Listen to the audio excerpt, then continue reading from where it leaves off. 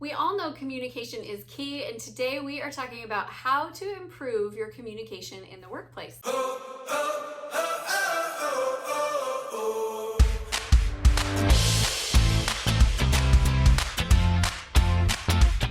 Hi, I'm Amy Walker, Client Acquisition Specialist. My job is to help you find the simplest, most effective ways to consistently find your dream clients. And today we are going to be diving into communication in the workplace. I think communication has always been one of those foundational principles that you really need to do well with in order to be effective. But in today's business culture, I think it's more essential than ever because we are more disconnected. We've got distance.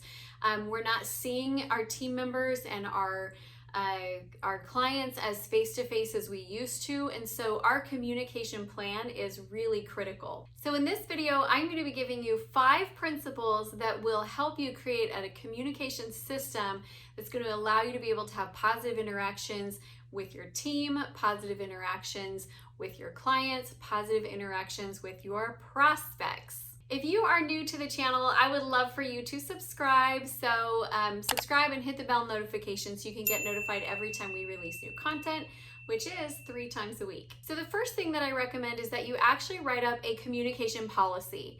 So this includes things like how we communicate with each other in terms of the actual tactile part of that. Like, do you want phone calls to be made? Do you want text messages?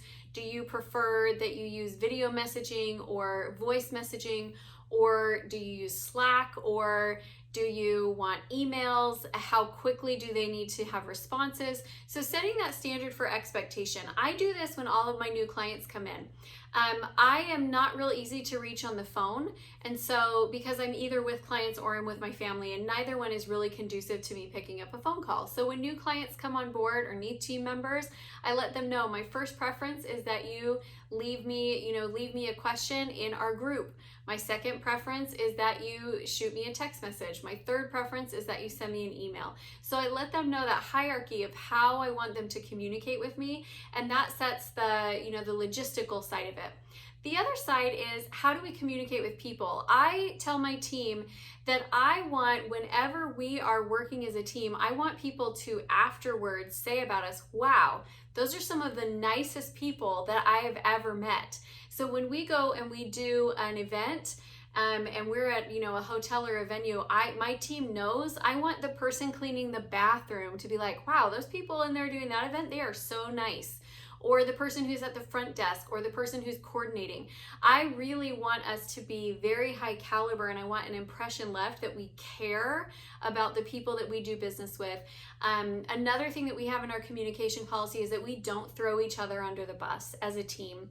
If you've ever worked in a company where something goes wrong and you get thrown as the sacrificial lamb, you don't trust the people that you work with again. I want my team to know that we have each other's backs, and that we will as a team take accountability for what we do that's incorrect, but there's not one person that's going to be thrown under the bus and sent out there as the guy that we blame to take pressure off of me, because it's my company. So we as a team will together take ownership and accountability for what we do wrong, just as we together as a team are going to celebrate what we do right.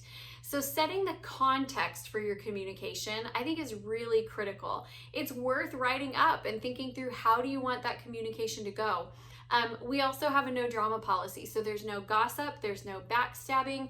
If there's something that you are upset about after a meeting, you need to go to that person that you're upset with, and it needs to be discussed quickly. We clean up our messes when they're small, and we clean them up quickly so that they don't grow big. So all of those things are a part of the communication policy, and they help set that tone for creating a context whereby you can have great communication.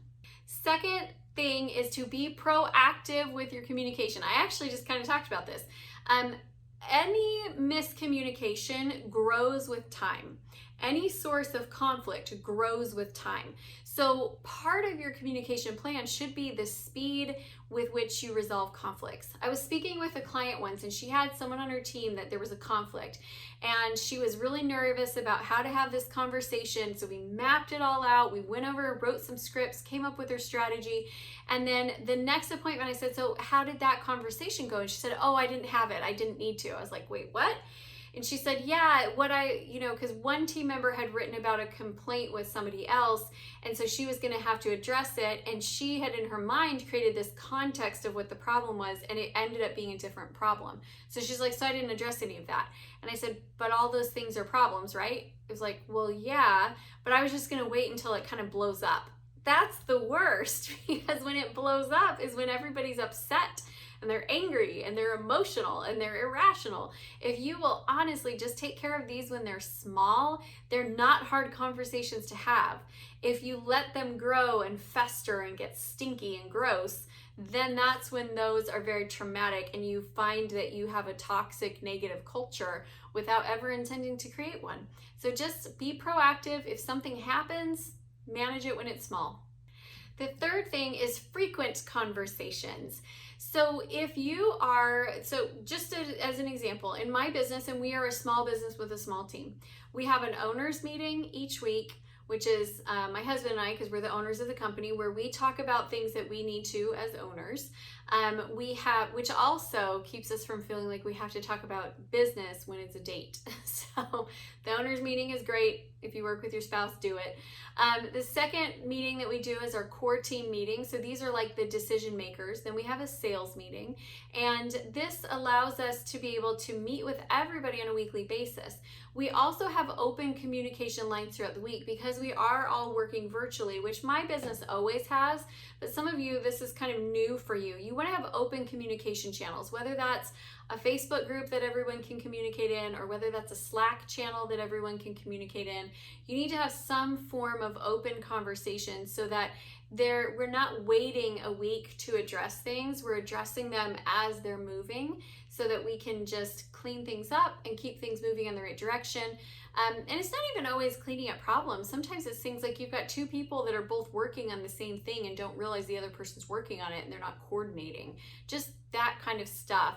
It really helps us to be more in sync and more efficient as we're communicating frequently. Now, those 3 tips are all proactive to keep things improving and create a context where you can have great communication.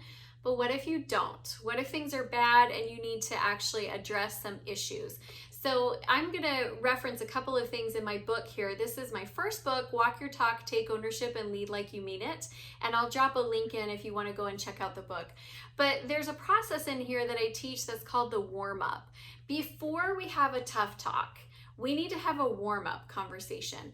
The reason for this is that if you've ever caught somebody off guard where they didn't know that there was an issue and then you bring them in and there is an issue, they haven't had time to think about it. They haven't had time to process how they feel about it.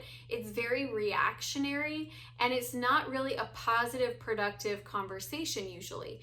People do better with tough talks if they've been able to prepare themselves a little bit for it. So in my book, in chapter 15, it walks through the process of the warm-up. It's getting you mentally prepared to go in there and have that conversation in a calm way so that you're not angry, you're not upset, you're not bringing in negative emotions, and also preparing the other person for the conversation. So like 90% of the warm-up is you just absolutely going through the process of getting prepared for that conversation.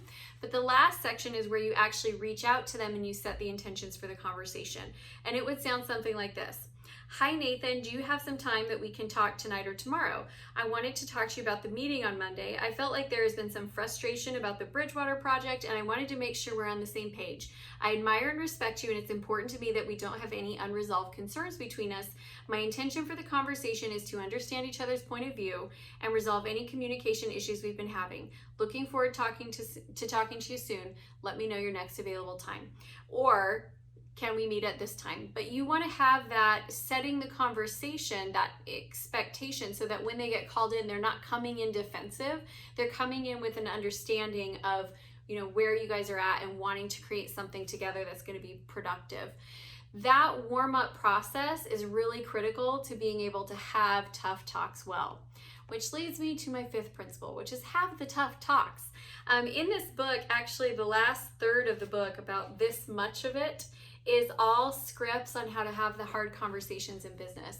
And there are a lot of hard conversations that you have to have. There's creating improvement plans when somebody is underperforming. There's mitigating confrontation and conflict when 2 different people are not getting along and you've got to come in and resolve that. There's negotiations. There's a lot of different things that are challenging conversations, and I just recommend that you get some really good scripts, which is exactly what is in this book. So don't shy away from the hard conversations because you don't know what to say. I find that most people shy away from the tough talks because, number 1, they don't know what to say. Number 2, they're uncomfortable with conflict. And number 3, in their mind, it's always worse than it actually is.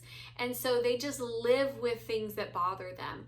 And what happens is a little thing bothers you here, and then another little thing here, and then they add up to the point where you literally look at somebody on your team and you just want them to quit. Would you just please quit already? But guess what? As the leader, that's your fault because you let it get to that point. And so as you'll take these principles, you can create an amazing context for positive communication. I just feel like we spend so much time working and so much time with our teams that should be a joyful experience. And if you are dreading communicating with your team, you got to shift that up because there's way too much time dedicated to these people each day for it to be a painful experience. And that, my friends, is why I believe in creating a positive communication plan for your team. I hope this video has been helpful. Again, I'll leave the link to this book if you want to go grab it and get all of the scripts. It's just a great resource for you. I actually do keep this on my desk, and when I have to have a tough talk, I go and use the scripts still because they just keep me on track and they keep me from feeling anxious and emotional about those conversations. I would love for you to subscribe to the channel if you haven't done it yet. Hit the bell notification so you can get notified every time we release new content. And come join us in my private Facebook group. It's called Acquire, and it is a great resource to ask questions and stay connected with other entrepreneurs. I cannot wait to see you there. Thanks so much, everyone.